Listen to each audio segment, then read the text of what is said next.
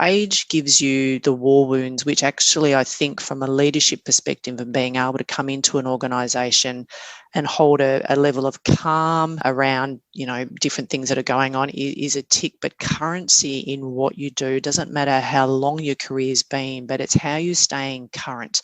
So how are you skilling, reskilling, cross-skilling, involved in networking groups or professional organisations, understanding, we live in a digital economy these days. How are you improving your own digital literacy?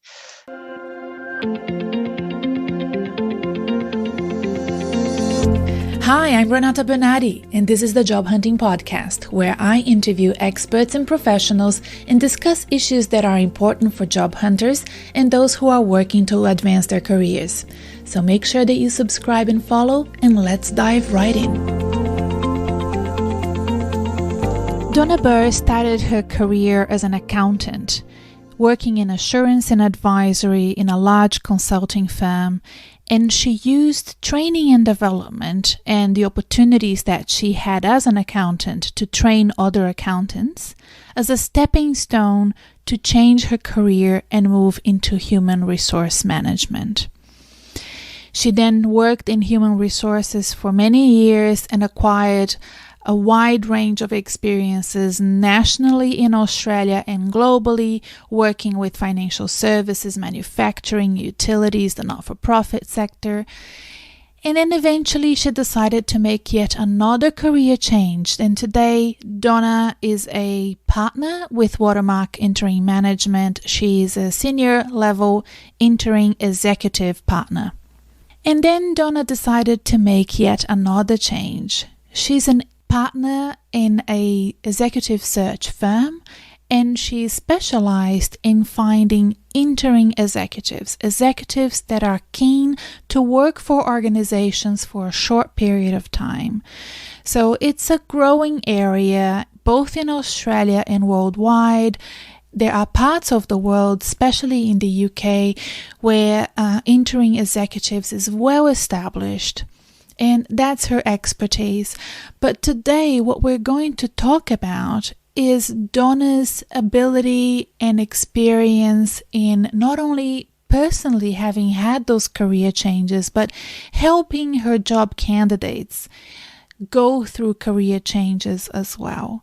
We're going to talk about changing from sector to sector. We're going to talk about changing professions as she has done, and also changing lanes, speeding up your career at times and slowing down at other times, and why one would choose to do that. We talk about being women in the workforce with family and kids, and how that at times has made us make different choices for ourselves that were holistic and more in harmony with what was going on at home as well.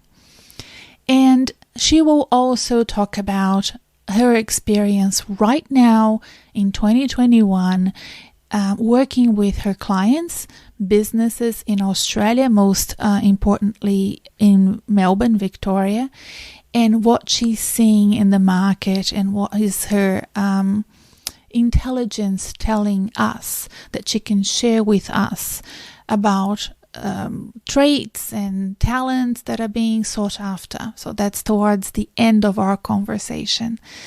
So I hope you enjoyed this chat. As always, I think that this is important information coming from the horse's mouth about how to job hunt, how to plan your career well, and how to relate to potential recruiters, executive search personnel like Donna, and mentors. We will discuss mentors as well and how they can help you.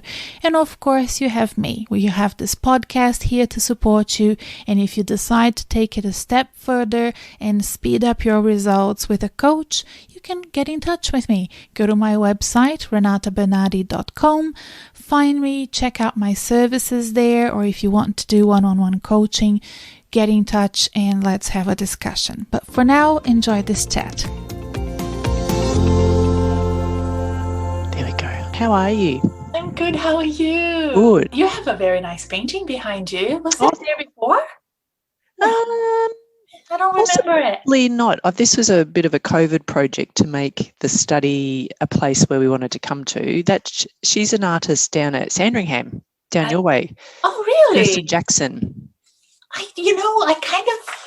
have seen her work around here. Now that you mention it, like, this is my kind of thing. Very colorful. It is very colorful, and it's a particular style. My husband would say it looks like a 3-year-old has painted it. I'd say he doesn't appreciate art. Oh, let's hope she doesn't listen to this podcast. Yeah. No, I love it. And because we go to art galleries around here, I must have seen it. Yeah. And she's very active on social media and all that sort of stuff. I think she's got quite a successful business. It's a pity we're not doing video today because we're both wearing the same earring. Oh, yeah, too. Look at that. Very similar style. That's funny. And I'm a little bit casual today because it's quite warm. Too hot. And I was out and about. I had an osteo appointment this morning. And clients calling, and I knew I was going to run late. Apologies for that. No, that's okay. No problem. Friday afternoon, contracts to sign, and it's better to just, You got to get them signed. We're in the same boat. It's been a really good start to February, and lots of contracts and back and forth, and all the important stuff that's got to get signed off. Yes, it's been busy. It's been good. You've been well and been. Yeah. You always seem busy. Well, the clients that I signed up at the end of last year, which was a really big push, for some reason, it kind of coincided, lots of great new clients at the end of last year. They're all either getting jobs now or getting really good interviews now. So, that's great. It's all happening. That's good. And they'll become your advocates as well. And the cycle continues, doesn't it? That's right. Candidates becomes client. Yes. So I have a client who's sending me her sister, which is really cute. Like, now you have to keep it in the family. It's lovely. Oh. But you've been well. You look well. Yeah, no, we're all well, and despite the snap little lockdown we've had, that was that's fine. Yeah, we just keep going on. Things are good. But that is good, but also that keeps us on our toes, doesn't it? Because this isn't gone. That and I'm thinking of your clients, the employers, and the fact that they're trying to figure out, are we ready to move on and take our plans forward? And then there's a snap lockdown like we had this week, and it just raises questions again, doesn't it? Yeah, I think I would have to say just the kind of overarching theme from our clients though is, bar having a full-scale pandemic, lockdown of Australia like we did last year, they know they can trust their systems, trust their people, get on with things. It mightn't be perfect, but they proved to themselves last year that the system didn't break. Now, obviously that's sector dependent. There obviously were sectors hit, but for many of our clients, they will, I think they've started the year with optimism to sort of, or I'll say maybe cautious optimism, but they'll get on with some of these things that they put on hold last year. Okay. Yes, I agree. One of the things that has been a challenge for the candidates that have been made redundant, either at the start of COVID or even before COVID, is the sector transition. So that's why I thought it would be great to bring you on board, because you've done that before and you help people do it too. Yep. But why don't we start by telling the listeners about your career and your transitions? That would be a great way to start. Oh, thank you. And thanks. It was such a great opportunity to do this and actually spend some time reflecting and thinking about, what was the theme that sort of threaded throughout all of those moves.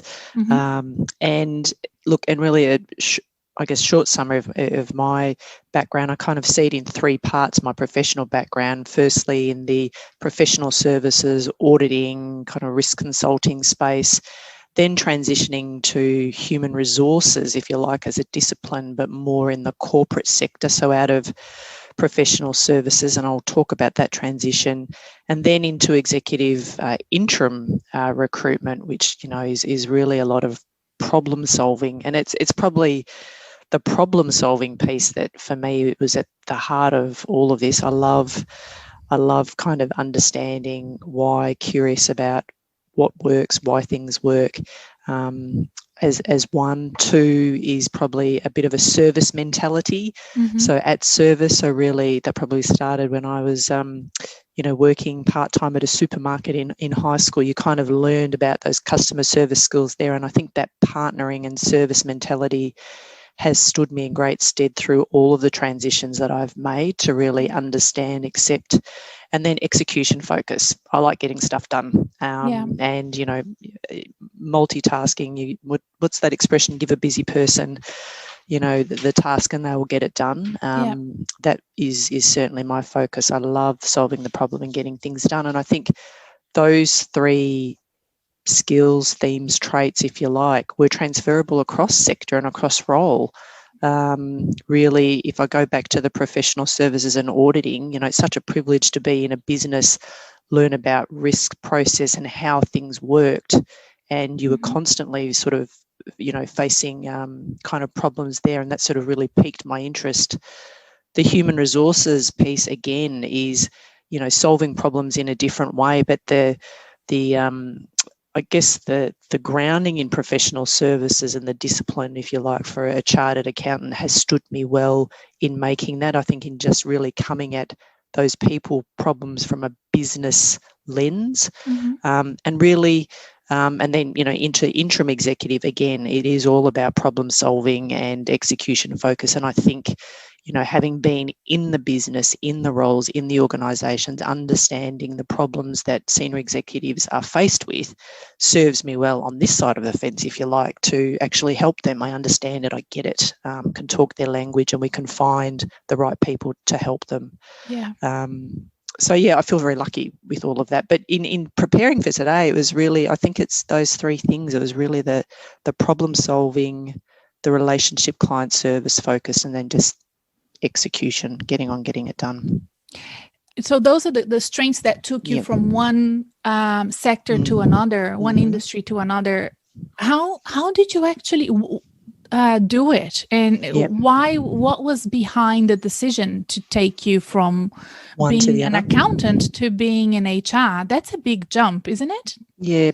Look, on face value, it sounds like it. At the time, not. I remember distinctly my last audit engagement, if you like, was with Ansett, and it was at the time that the business closed, and it really struck me at that point that when businesses mismanage or, don't sort of address risks well, it actually affects the community, it affects people, it affects families, and, and the impact of Ansett stopping as a business, and obviously we've seen many corporate closures and failures since, has a significant impact on the community. And so I think it was at that point I knew that going forward from there, I wasn't passionate about auditing per se. I was, curious about risks and businesses, but I knew that I needed to be working at a level to understand when executive teams are around the table looking at risks, how they were addressing them, how are they solving these problems, what was the governance in place. So the skill set I learned there was a natural transition. My step into human resources, if you like, was really through training and development, a passion around people, and that came about by having a mentor who supported me, a partner at the professional services firm I was working with, taking a chance on me, calling out those three traits, saying, Donna, these are the things I see in you, and so I think you can pick up the training and development we need to do here in Australia. I'll partner you with the executive who leads training for audit for Australia. She'll teach you the technical stuff, but it's your skill set around problem solving, getting things done, and the relationships that I need to set up a national training curriculum. He became the Asia Pacific leader, and I rolled that in Asia Pac. So I think, it's just that was that belief and backing. So your role within the HR realm has always been within that training and development, or was the training and development a stepping stone for you to then move into more of a generalist HR position? Yeah, purely a stepping stone. I think that gave me a taste. I mean, the L&D is kind of a very sort of specific niche part of human resources. I was more interested in the business challenges, so sitting around the table with the management teams and hearing the problems that they were trying to solve, and really casting the people lens on that. I think in changing kind of roles and sectors, it does come back to understanding sort of what those sort of those strengths are, and really understanding problems in the context of who's around the table and the business.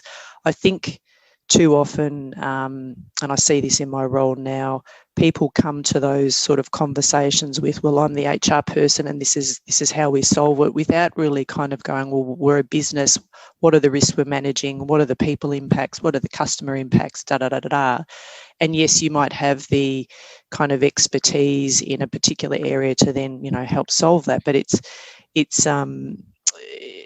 for me, the L&D was really just a step in. I think it was my curiosity around businesses worked, how they were managing risk and governance, that a number of senior HR people said to me, hey, Donna, I actually think you could make the bridge from what you were doing to this, because you get it. You speak the language of the business, you understand risks.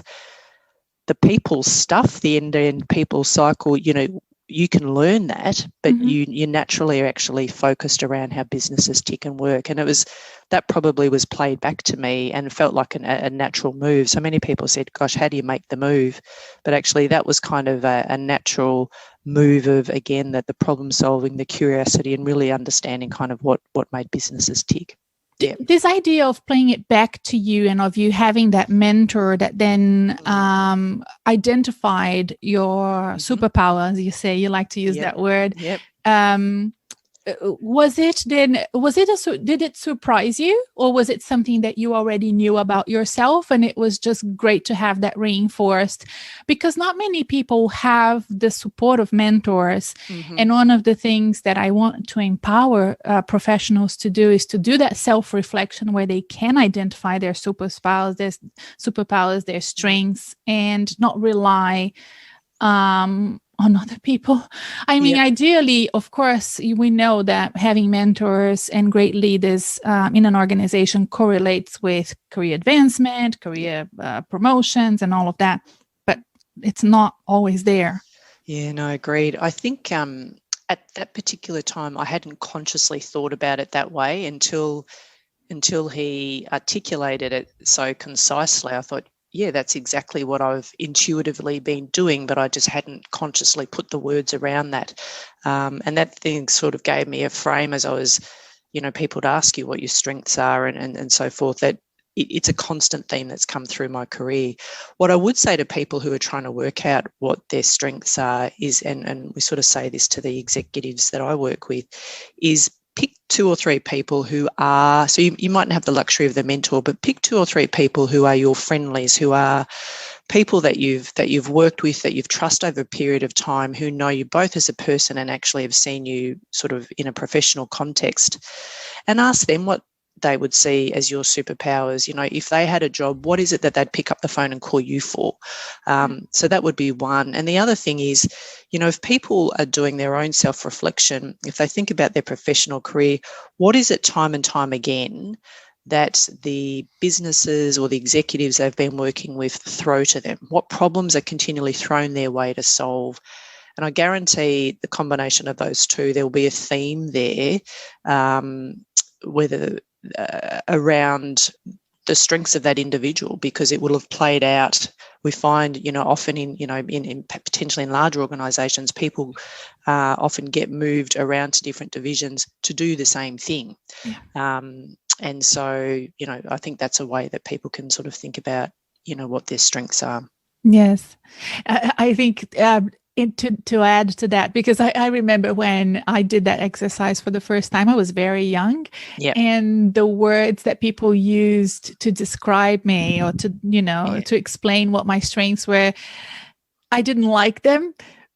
And what you have to do is then unpack that for yourself. What does that actually mean? So I remember it was part of I was doing a United Nations program, and I had to ask 10 people to use one word to describe me. 9 of them used organized, and my dad used stubborn.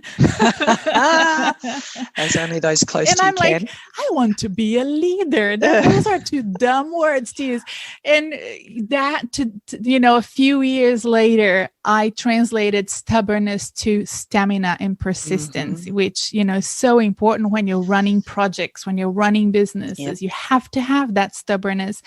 And organize is process-driven continuous improvement. And you know me, you have to be so organized to actually take an organization from A to B and have that almost like a general's mind. That's why I like John Monash so much, Absolutely. You have to have that understanding of the battlefield. So use that. If you're listening and people tell you funny things, go to my Facebook group and I'll translate that to you.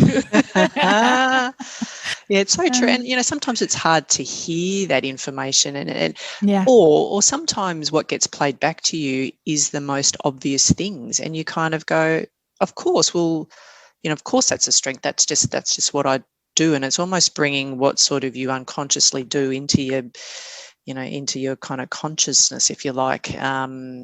Sometimes it's not rocket science and it's not leadership and it's not all the grand things that you'd like it to be.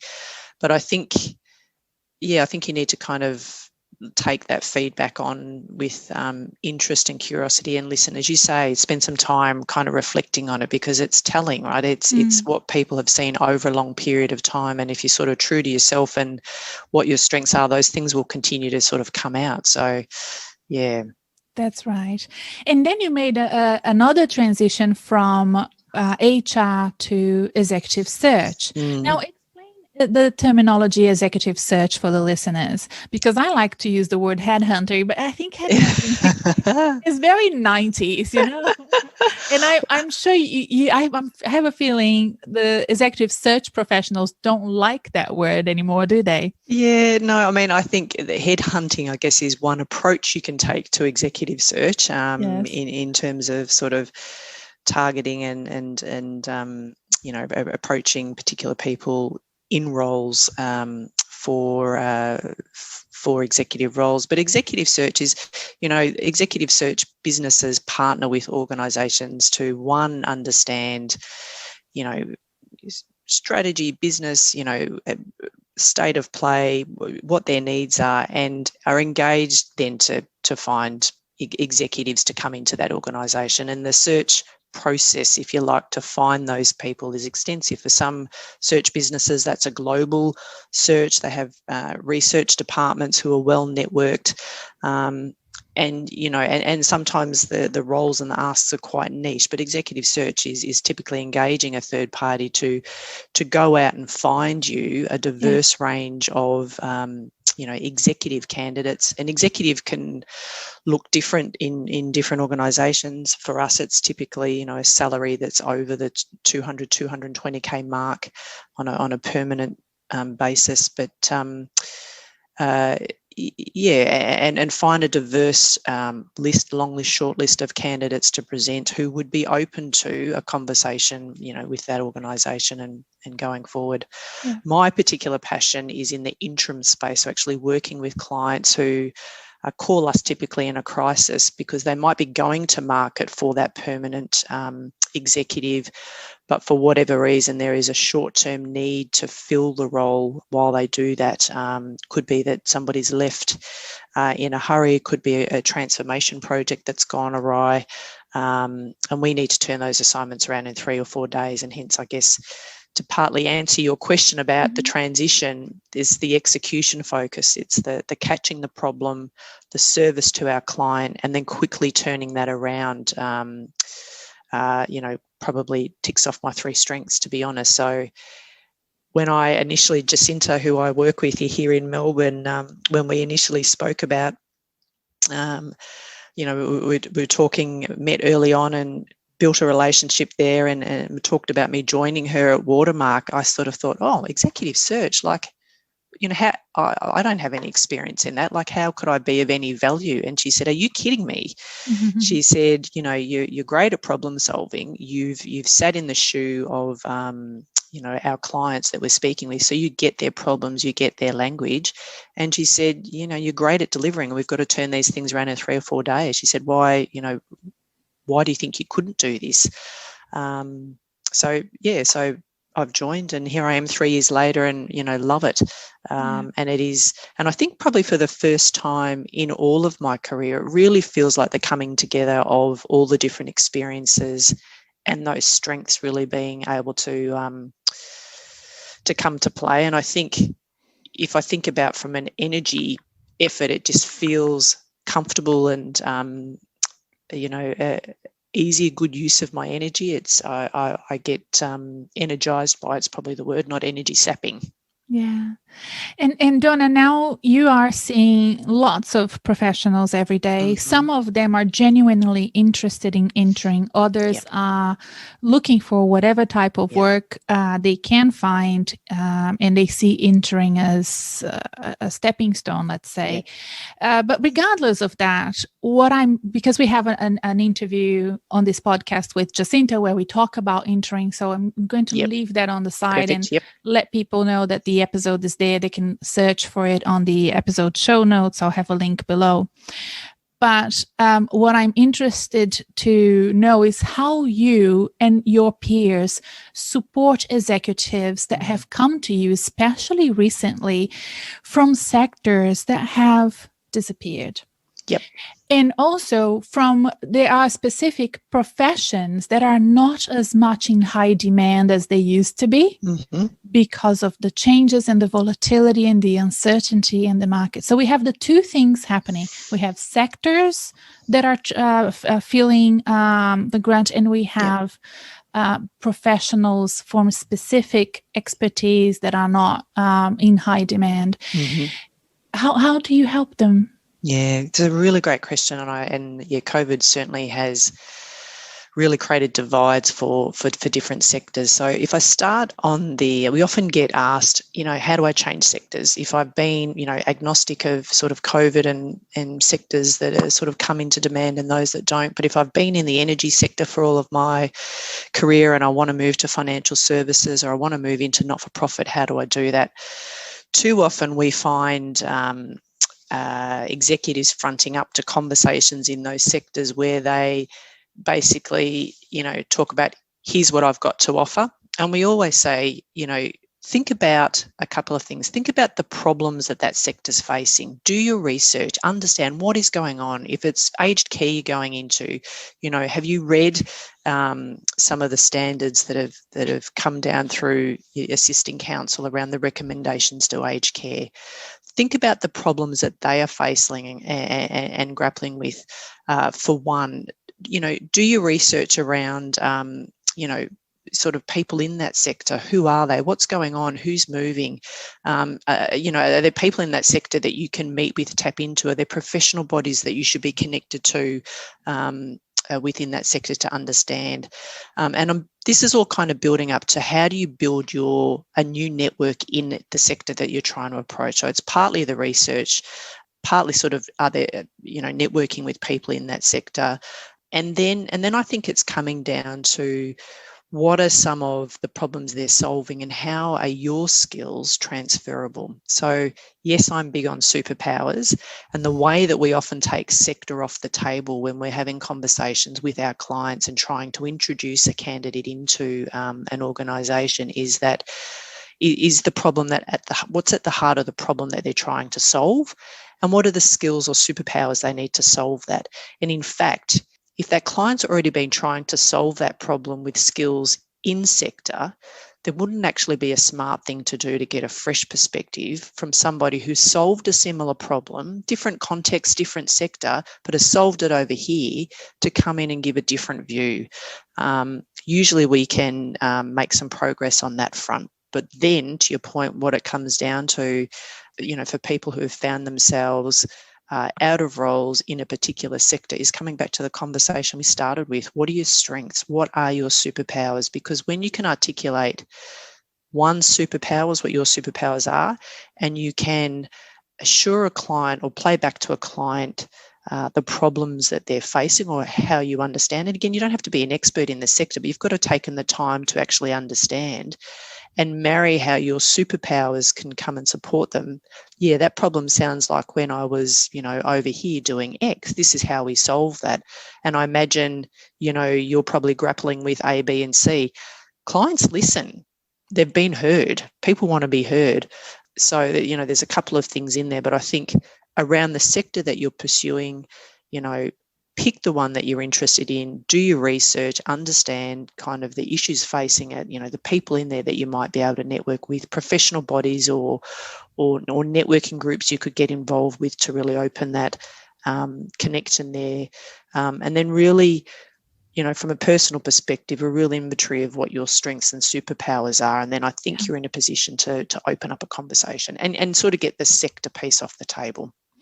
It's interesting what you're saying, because what you're advising people to do is to, again, niche down into another sector. This idea that because you're out of work, you should be applying for a gazillion different industries, sectors, is not going to pay dividends, because it will never allow you to design a good job application. Am I right? Yeah, absolutely. And I think ultimately you need to be hungry for it, right? And it needs to be, come back to values alignment. And if it's fine for the head to be in it, if the heart's not in it, that will come through as well. So I think I would always say, is as scary as it probably feels for many executives, double down on a particular sector. Maybe it's two sectors that you are really, really passionate about, both from a kind of values perspective and or have interest with the change that's going on in there, and really, really do your research. Do a market map of who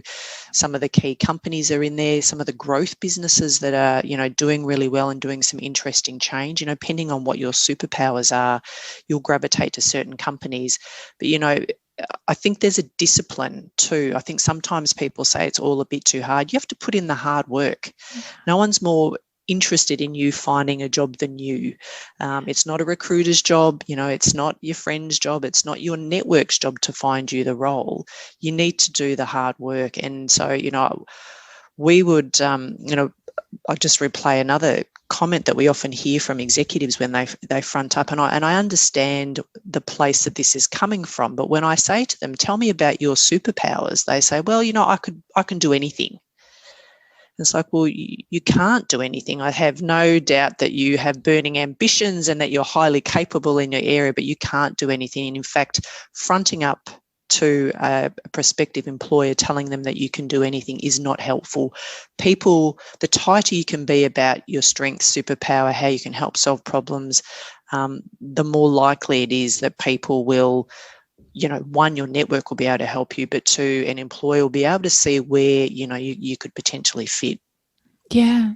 Donna, from a parent's perspective as well, how has changing professions like you had affected that? Did you take that into account?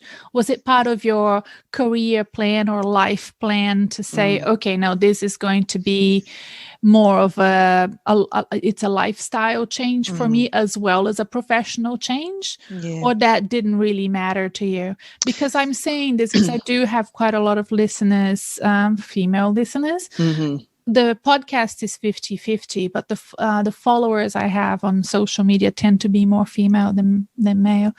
And that usually plays up. They're either about to have kids or coming back from having kids, and or kids have grown up. I have more time. So especially, I hope that in the future it will be more of a problem for both parents, but for our generation, it has been more a women's issue.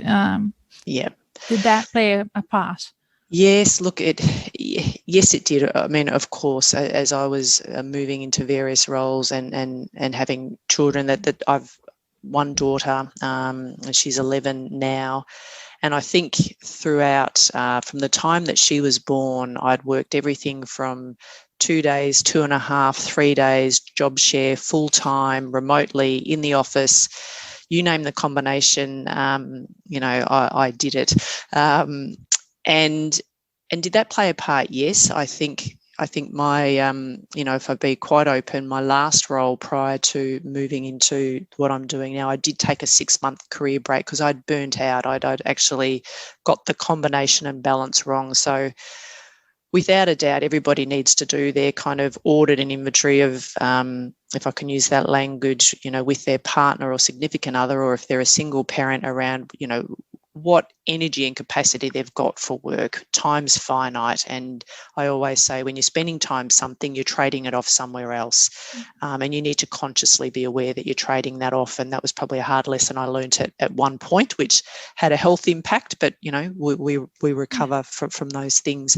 I think, to your point now, I'm very grateful this role that I'm in now gives me flexibility, and my husband and daughter and I flexibility to manage all of life. It's probably, I feel like a really sweet spot of being able to achieve all my own health fitness goals, support my daughter in all of her endeavours, and my husband and I, we always say teamwork makes the dream work. And I appreciate everybody's circumstance is different. So absolutely different roles I took at time. It was more about the working arrangement. It wasn't so much about the role. I'd always say to women, especially women who are about to have children, I don't know why we get hit with this self-doubt at that time and feel like we need to step back, feel like we're not going to manage it. If anything, lean in at that time and, you take the promotion. And I think, it's two separate conversations. You're capable and you have ability to do the senior role.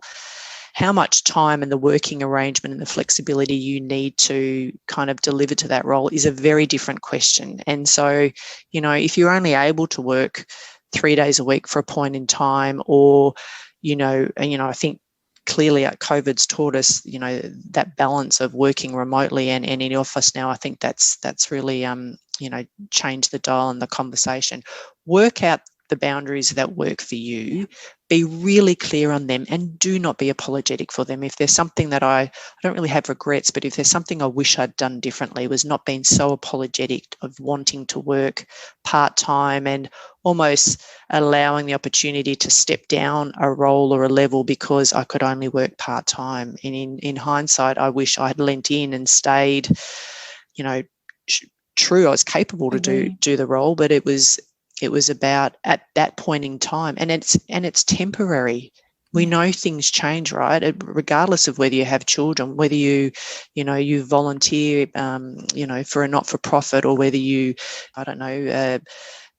coach a netball or football team, whatever your commitments are, children are certainly it's one of the variables. It doesn't have to be Correct. Kids. It could Absolutely. be even a health issue. It could be you have, Absolutely. your Elder carer, care. whatever it is, you have to take that into account as you're developing your career plan. Absolutely. Definitely too. And I think it shouldn't be the thing that holds you back from leaning into, a more senior, more significant opportunity.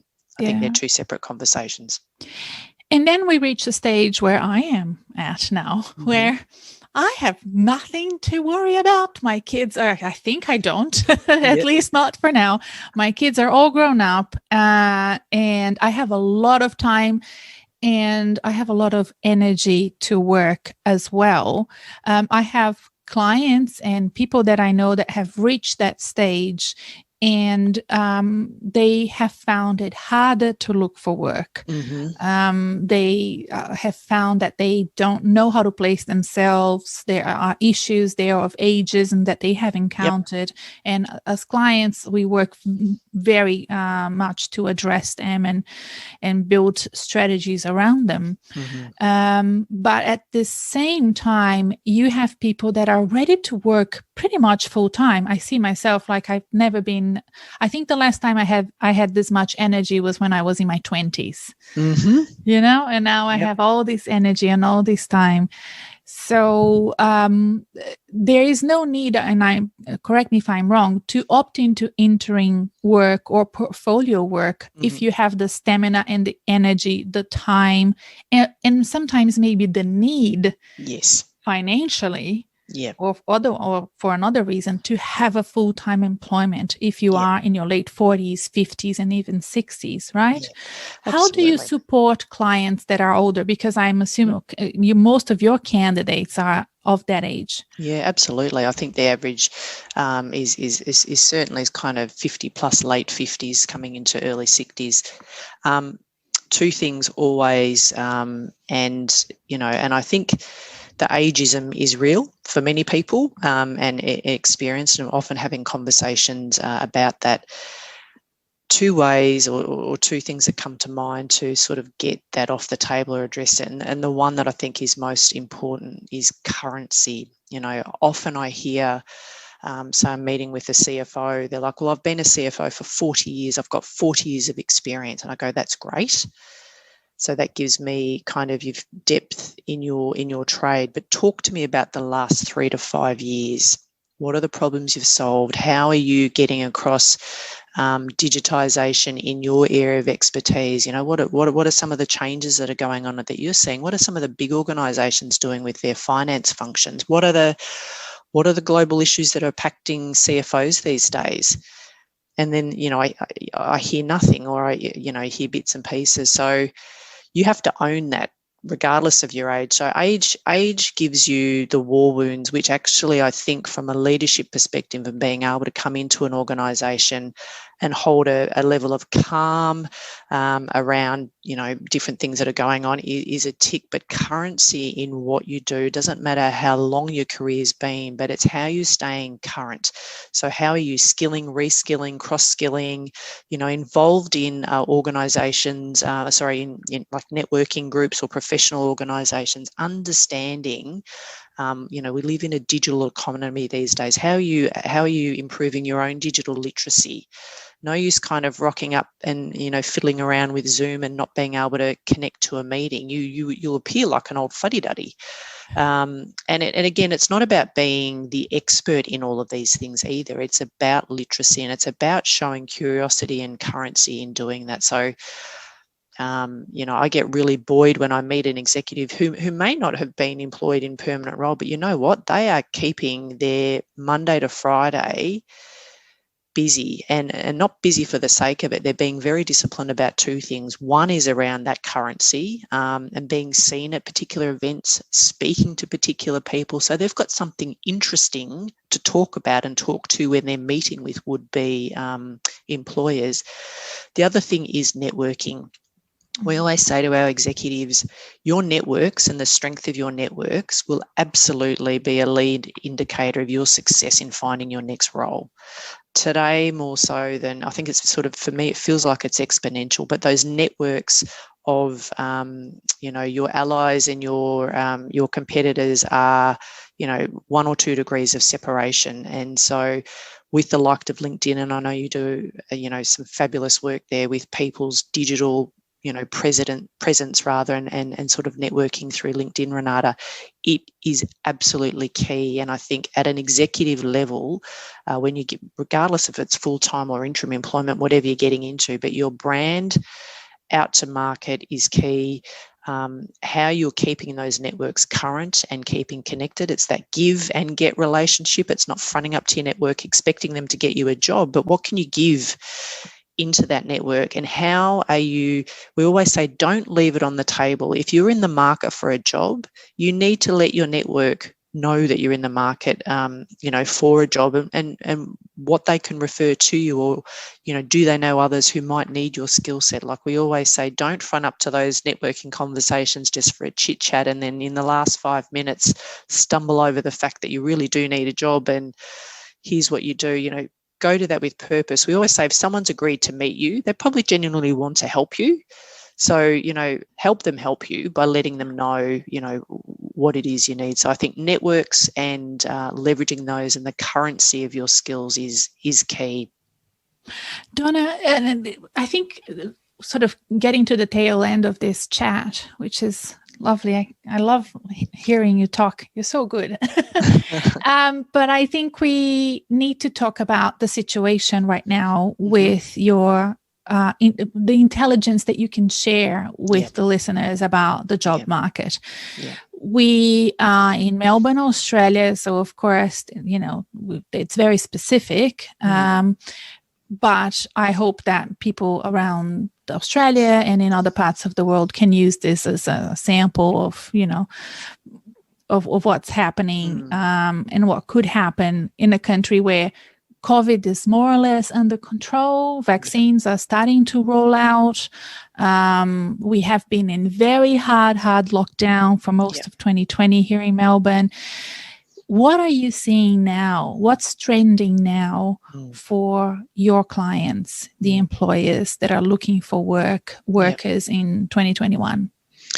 So if I go broadly with some of the lead indicators that we would look at, and Renata, happy to share some research we sort of did recently, a market update, and I guess we're only just into 2021, but certainly pulling on the McKinseys and others around their predictions for 2021, and then we sort of tied that into our anecdotal conversations with clients. So happy to share that as well. Yeah, we can link that in the episode show notes. So people that have access to episode show notes, look below. Now this podcast is available on things like Audible and Siri and Alexa. So I don't know if people actually look at the episode show notes, in which case just go to my blog on my website, renatabernardi.com, and you will find the links there. Okay, go ahead. Tell me. Yeah.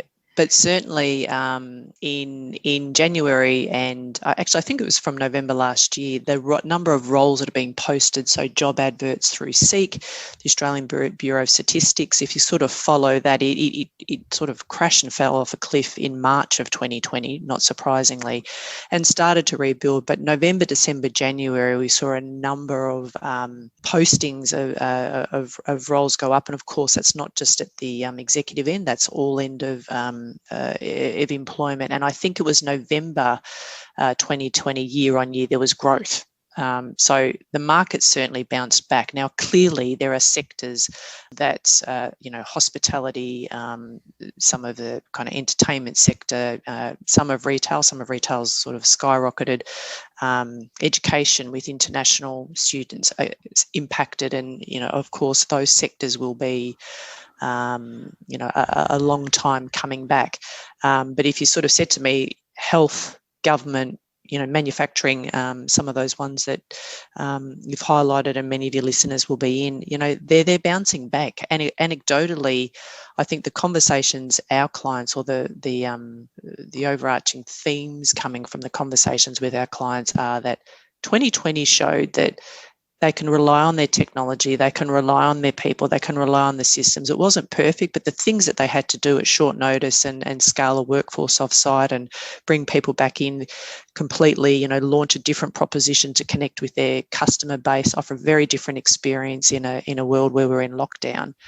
They did it. And so, bar another sort of whole-scale lockdown in Australia, they'll be able to move forward on some of these projects. And yes, what it's probably taught them is resilience and being adaptable and flexible. So I know they're very broad comments, but certainly there's cautious optimism, certainly in our client network, that plans that they've had for acquisitions or divestments or growth will continue. Of course, cash is king, and monitoring cash flow, obviously with job seeker payments finishing soon, will be interesting to see, what impact that has on certain organisations and sectors.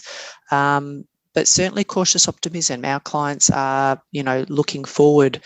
In terms of skill sets, broad now, I'm coming from the lens of executive interim search, but, for our business in particular, health sector and some of those sectors that are dealing with the current issues of the day, royal commissions in financial services, aged care, those sectors will continue to be busy. And I guess going back to our earlier conversation, pick up the paper on any given day, you'll see the sectors that are in the news. They are the ones that no doubt will be busy, changing, and looking for people. So no magic science there, but certainly cautious optimism, I'd call it, going forward.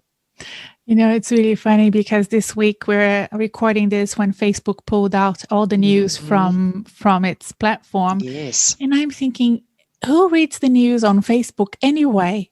I want these listeners of this podcast to bloody read the news where it bloody belongs. Exactly. Do not read your news on Facebook. You shouldn't have done it before. Yes. Now in Australia, we won't be doing it apparently in the future. So that's actually very good. I'm actually very happy. Yes, no, I would say to the listeners here, pick up the Financial Review, and it's any of this is discipline. I think if you're an executive or a job hunter in transition, be disciplined about your week. You need a reason to get up in the morning, a rhythm to the week. Yes. It should be reading the paper. It should be mapping out those sectors that you're interested in and who you need to connect with. It should be looking at your digital profile, your resume, and seeking the help that you need to. It should be getting out and speaking to people, be it virtually, on a Zoom or Teams call, or in person where we can. Be disciplined about it. There's no short, quick, fast way to do this. And without a doubt, our executives, the people who I meet who do that, have a disciplined focus about it, it does pay back to you. I know. Have you downloaded my optimized job search template? No, I have not. Oh, I have to send it to you. I may need to pull that down because it's so good.